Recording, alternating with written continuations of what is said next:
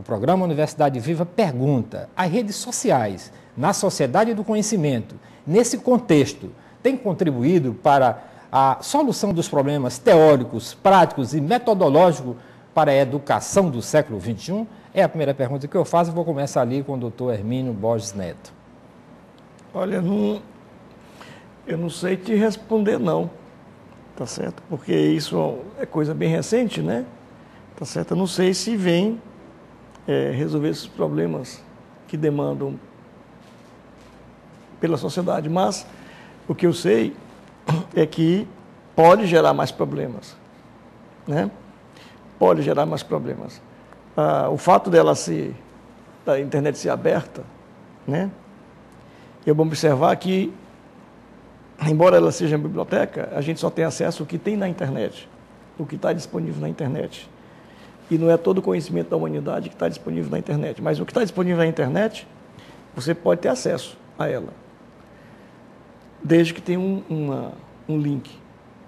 Isso já é um motivo de exclusão, tá certo? Ou seja, já gera um outro problema, que é o problema da exclusão, tá certo? As pessoas que não têm acesso à internet são pessoas excluídas, né? O que dizem é que a internet é uma janela para o mundo, como se falou, em outras palavras, na abertura do programa. Mas eu sou meio preocupado com essas questões da utilização da internet, tá certo?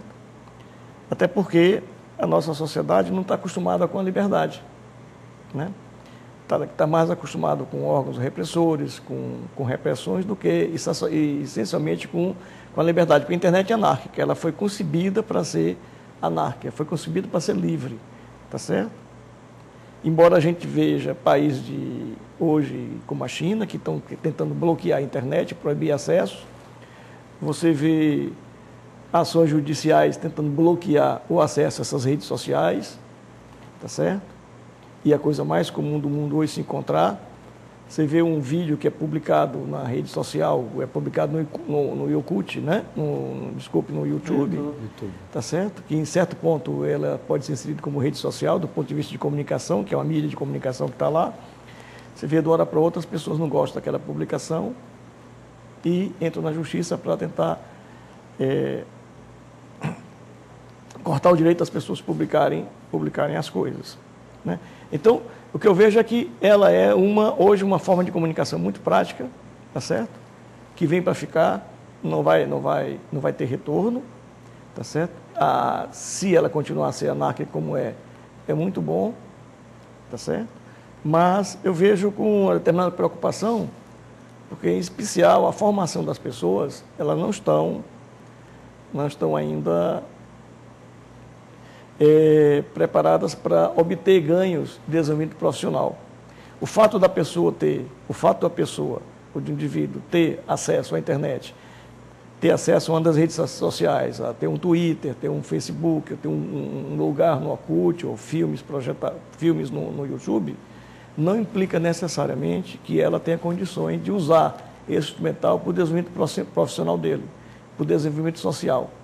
Tá certo? O que se vê é ou seja, o que se pode observar nas pesquisas que a gente faz, que o fato de ter esse maestria no domínio dessas redes, na utilização dessas redes, não implica que ela consiga crescer profissionalmente. Utilizar aquelas mídias que está disponível, que ela domina muito bem a técnica, para crescimento profissional, para a utilização de atividades profissionais, tá certo? Para resolver atividades escolares. Então, isso não acontece de um modo geral. Que isso que eu vejo com preocupação, tá certo? Além do mais, pelo fato dela ser libertária, tá certo? E as pessoas não tiverem uma orientação mais adequada, mais correta de utilização dessas mídias, pode gerar problema. A gente pode dar vários exemplos da utilização dessas redes sociais. Um exemplo bem patente, que eu vi uma vez, num projeto que eu coordenei tempos atrás, no século passado, no final do século passado, para começo desse século, ou seja, não é muito tempo, mas quando a gente fala século passado, parece que foi século passado, né? Tá certo? Que era exatamente uma pessoa utilizando essas redes sociais, ou seja, ele estava se comunicando com outras pessoas, utilizando essas redes sociais de comunicação, e na realidade estava marcando um encontro com a pessoa. Esse encontro com a pessoa, que ele iria fechar o encontro por telefone, porque na rede social, como tem abertura, muitas pessoas sabem o que ele está fazendo, então recorria para a velha mídia analógica para poder fazer a comunicação só entre ele e a pessoa, tá certo que ele preferiu assim, e o telefone que ele estava dando não era o telefone dele, não era o telefone da casa dele, é o telefone que ele dizia que era dele, que está ocupado agora por uma pessoa, mas daqui a 5 minutos está desocupado, é um telefone público que estava a 15 metros de distância onde ele estava. Né? Então, esses riscos de empulhação, de enganação, são os riscos que nós vamos encontrar cada vez com mais frequência, e se não tiver uma forma educativa de se trabalhar essas coisas, desde os pequenos, então nós vamos ter, para mim, muitos problemas sérios daqui para frente, viu? Ok. Professora Nádia Marques Gadelha. A mesma resposta...